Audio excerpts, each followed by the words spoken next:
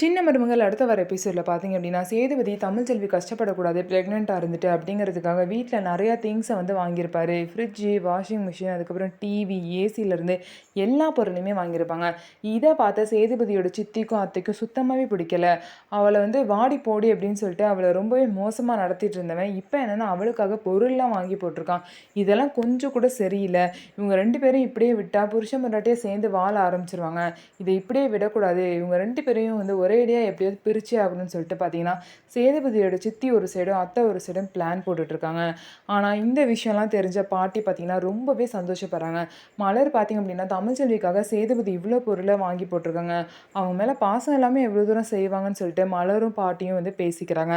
அந்த நேரம் சேதுபதி அங்கே வராங்க. சேதுபதியை பார்த்தீங்க அப்படின்னா, பாட்டி வந்து கலாய்ச்சிட்ருக்காங்க. எனக்கும் கொஞ்சம் இந்த ஃப்ரிட்ஜு, வாஷிங் மிஷின் இந்த பொருள்லாம் தேவை. ஸோ எவ்வளோ ஆகும்? எங்கே வாங்கினேன்? இந்த மாதிரிலாம் கொஞ்சம் விசாரித்து சொல்ல முடியுமா? அப்படின்னு சொல்லிட்டு சேதுபதியை வம்பிழுத்துட்ருப்பாங்க. ஸோ பார்த்தீங்க அப்படின்னா, பாட்டிக்கு இவங்க 2 பேரும் எப்படியோ சேர்ந்துடணும் அப்படின்னு சொல்லிட்டு ஆசை. ஆனால் இவங்க வந்து ரொம்பவே 2 பேருமே பிடிவாதமாக இருக்காங்க.